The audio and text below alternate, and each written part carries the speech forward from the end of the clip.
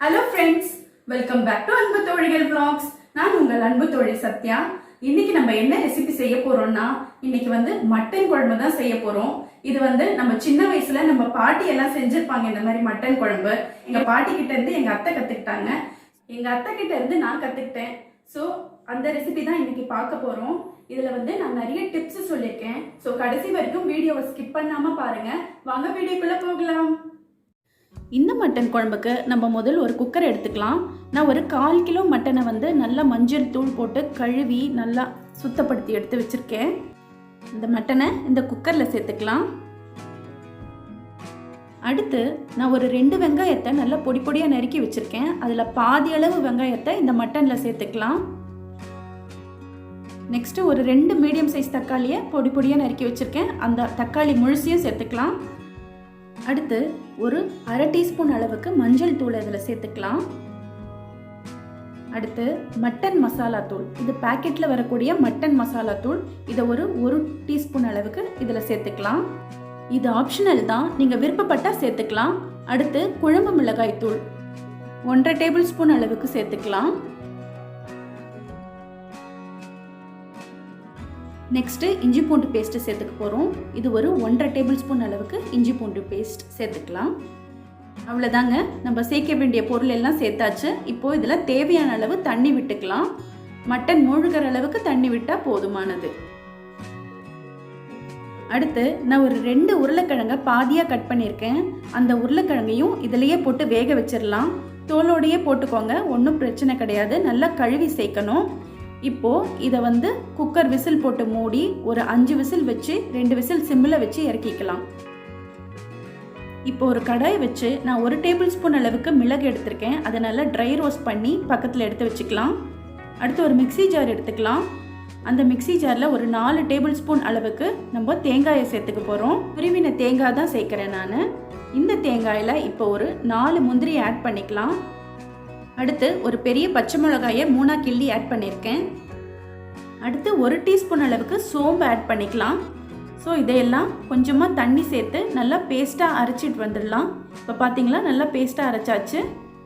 இப்போ அடுத்து என்ன செய்ய போகிறோன்னா, நம்ம மிளகு வறுத்து எடுத்து வச்சுருக்கோம் இல்லைங்களா, இதை பொடிக்க போகிறோம். நம்ம இந்த மாதிரி ட்ரை ரோஸ்ட் பண்ண மிளகை இந்த மாதிரி உரல் கல் வீட்டில் இருந்ததுன்னா அதில் போட்டு பொடிச்சு எடுத்துக்கோங்க. ஏன்னா அந்த மிளகோட ஃப்ளேவர் நமக்கு அப்படியே கிடைக்கும். மிக்சியில் போட்டால் அதனோட சூட்டில் அதனோட ஃப்ளேவர் மாறிடும். இப்போ பார்த்தீங்களா, நல்லா பொடிச்சு எடுத்துக்கிட்டோம். இப்போ குக்கர் விசில் திறந்து பார்க்கலாம். இப்போ நல்லா மட்டன் எல்லாம் வெந்துருச்சு, உருளைக்கிழங்கும் வெந்துருச்சு. இப்போ உருளைக்கிழங்கை நம்ம தனியாக வெளியில் எடுத்துக்கலாம்.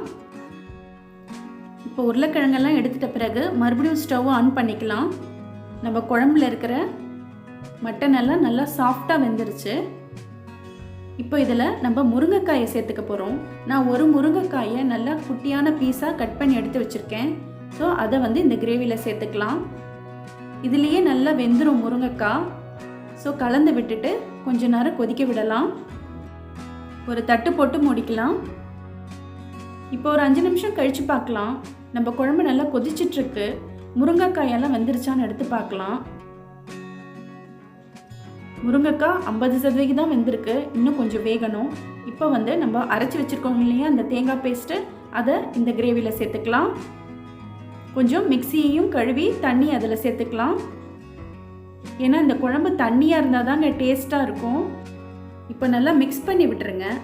இன்னும் கொஞ்சம் திக்காகவே தான் இருக்குது. ஸோ இன்னும் கொஞ்சம் தண்ணி ஊற்றி நம்ம இதை இன்னும் டைல்யூட் பண்ணிக்கலாம். ஏன்னா இதில் முந்திரி பருப்பு சேர்த்துருக்கிறதால அந்த குழம்பு சுண்ட சுண்ட இன்னும் திக்காகிட்டே போகும். ஸோ தண்ணி சேர்த்துக்கோங்க. இந்த குழம்புக்கு இன்னும் நம்ம உப்பு சேர்க்கவே இல்லை. ஸோ இந்த குழம்புக்கு தேவையான அளவு உப்பை நம்ம சேர்த்துக்கலாம். உப்பு பார்த்து சேர்த்துக்கோங்க, தேவைப்பட்டால் பின்னாடி ஆட் பண்ணிக்கலாம். இப்போ உப்பு சேர்த்து குழம்பு நல்லா கொதிச்சிட்ருக்கு. முருங்கைக்காய் எல்லாம் வெந்துருச்சான்னு நம்ம செக் பண்ணிக்கலாம். தொட்டு பார்த்தாலே தெரியும் நல்லா வெந்துருச்சுங்க. இப்போது இதில் நம்ம வேக வச்சு வச்சுருக்கோம் இல்லைங்களா அந்த உருளைக்கிழங்கு, அதை கொஞ்சம் பெரிய பெரிய பீஸாக கட் பண்ணி இந்த குழம்புல சேர்த்துக்கலாம். இப்போது உருளைக்கிழங்கு சேர்த்த பிறகு இன்னும் குழம்பு கொஞ்சம் திக்காயிடும். நம்ம எவ்வளோ தான் தண்ணி சேர்த்தாலும் அந்த குழம்பு திக்காகிக்கிட்டே போகும். ஏன்னா அந்த குழம்போட கன்சிஸ்டன்சி அந்த மாதிரி.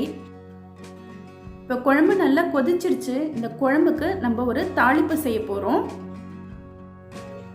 இந்த குழம்புக்கு டேஸ்ட் தரதே இந்த தாளிப்பு தாங்க. இந்த தாளிப்பில் நான் எப்படியெல்லாம் செய்கிறேன்னு சொல்கிறத கொஞ்சம் கவனமாக பாருங்கள். முதல்ல கடாய் வச்சு அதில் ஒரு 3 டேபிள் ஸ்பூன் அளவுக்கு ஆயில் சேர்த்துக்கலாம். 2 பட்டை 3 கிராம்பையும் சேர்த்துக்கலாம். பட்டை கிராம்பு பொரிஞ்சதும் கொஞ்சமாக சோம்பு சேர்த்துக்கலாம். அடுத்து ஒரு 1/4 டீஸ்பூன் அளவுக்கு கடுகு உளுந்து சேர்த்துக்கலாம். கடுகு நல்லா பொரியணும். நெக்ஸ்ட்டு நம்ம முதலே எடுத்து வச்சுருந்தோம் இல்லையா பாதி வெங்காயம், அந்த வெங்காயத்தை இதில் சேர்த்துக்கலாம். இந்த வெங்காயத்தை சேர்த்து நல்லா பொன் முறுவலாக வர வரைக்கும் நம்ம நல்லா வதக்கிக்கணும். இப்போ வெங்காயம் கொஞ்சம் கலர் மாறிடுச்சு. இப்போது நம்ம எடுத்து வச்சுருக்கிற ஒரு 5 பச்சை மிளகாயை இதில் சேர்த்து வதக்கிக்கலாம். பார்த்தீங்களா வெங்காயம் எவ்வளோ ப்ரௌனிஷாக ஆகிட்டுருக்கு. அதாவது பக்கோடாவில் இருக்கிற வெங்காயம் மாதிரி ப்ரௌனிஷாக ஆகணும். அது வரைக்கும் நம்ம நல்லா வதக்கிக்கணும். இப்போது கருவேப்பிலை கொத்தமல்லி இலைகளை கொஞ்சம் சேர்த்து நல்லா ஃப்ரை பண்ணிக்கலாம். இது நல்ல ஒரு ஃப்ளேவர் கொடுக்கும் நம்மளோட மட்டன் குழம்புக்கு. இப்போ இதில் நம்ம கொதிக்க வச்சுருந்த மட்டன் குழம்பை இந்த தாளிப்பில் சேர்த்துக்கலாம். நல்ல ஒரு வாசனைங்க, ரொம்ப அருமையாக இருக்குது இந்த வாசனை. இதுதாங்க நம்மளோட அத்தென்டிக் அந்த சமையல்ன்றது. இப்போ இதை நல்லா மிக்ஸ் பண்ணி விட்டுட்டு ஒரு 2 நிமிஷம் கொதிக்க விடணும். இப்போ இந்த குழம்புல நம்ம முதல்ல பொடிச்சு வச்சுருந்தோம் இல்லைங்களா மிளகுத்தூள், அந்த மிளகுத்தூளை இதில் சேர்த்துக்கலாம். கடைசியாக தான் சேர்க்கணும். அப்போ தான் அந்த மிளகோட ஃப்ளேவர் நமக்கு குழம்புல நல்லா எடுத்து கொடுக்கும். நாங்கள் கொஞ்சம் காரமாக சாப்பிடுவோம், அதனால் நிறைய மிளகுத்தூள் போட்டுக்கிட்டேன். இந்த குழம்பு இட்லி, தோசை, பூரி, சப்பாத்திக்கு செமையாக இருக்குங்க ஃப்ரெண்ட்ஸ். சாப்பாட்டுக்கு அதை விட அருமையாக இருக்கும். இதை நீங்கள் வச்சு பாருங்கள், நீங்கள் விடவே மாட்டீங்க. இப்போ நான் 2 முட்டையை வேக வச்சு எடுத்து வச்சுருக்கேன். அந்த முட்டையை இதில் சேர்த்துக்கிறேன். இந்த குழம்பு எங்கள் பாட்டிக்கிட்ட இருந்து எங்கள் அத்தை கற்றுக்கிட்டாங்க. எங்கள் அத்தை எனக்கு சொல்லி கொடுத்தாங்க. ஸோ இந்த குழம்பு அவ்வளோ டேஸ்ட்டாக இருக்கும். இது எங்கள் பாட்டியோட கைவண்ணம் கூட சொல்லலாம். இப்போது ஃபைனல் டச்சாக நம்ம கொத்தமல்லி இலைகளை இதில் தூவிக்கலாம். கொத்தமல்லி இலையை கடைசியாக தூவினா குழம்பு ரொம்ப வாசனையாக இருக்கும். அதனோட ஃப்ளேவரும் குழம்புல இறங்கியிருக்கும். அவ்வளோதாங்க ஃப்ரெண்ட்ஸ், குழம்பு நல்லா கொதிச்சிருச்சு, எண்ணெய் பிரிஞ்சு நல்லா வந்துருச்சு. இப்போ இந்த குழம்பை நம்ம சர்வ் பண்ணிக்கலாம். பார்த்தீங்களா ஃப்ரெண்ட்ஸ், மட்டன் குழம்பு எவ்வளோ அருமையாக தயாராகிடுச்சு. இதை நீங்களும் வீட்டில் ட்ரை பண்ணி பாருங்கள். உங்கள் குடும்பத்தார் அனைவருக்கும் சமைச்சு கொடுத்து சந்தோஷமாக இருங்க. முக்கியமாக உங்களோட ஃபீட்பேக்கை எங்கள் கமெண்ட் பாக்ஸ் செக்ஷனில் கமெண்ட் பண்ணுங்கள். உங்கள் கமெண்ட்ஸ்க்காக நான் காத்துக்கிட்டு இருக்கேன். ஃப்ரெண்ட்ஸ், இந்த வீடியோ உங்களுக்கு பிடிச்சிருந்தா லைக் பண்ணுங்கள், ஷேர் பண்ணுங்கள். மறக்காமல் எங்கள் அன்பு தோழிகள் vlogs சேனலுக்கு சப்ஸ்கிரைப் பண்ணிக்கோங்க ஃப்ரெண்ட்ஸ். ஓகேங்க ஃப்ரெண்ட்ஸ், இதோட நான் உங்ககிட்ட அடுத்த வீடியோவில் சந்திக்கிறேன். அது வரைக்கும் பாய்.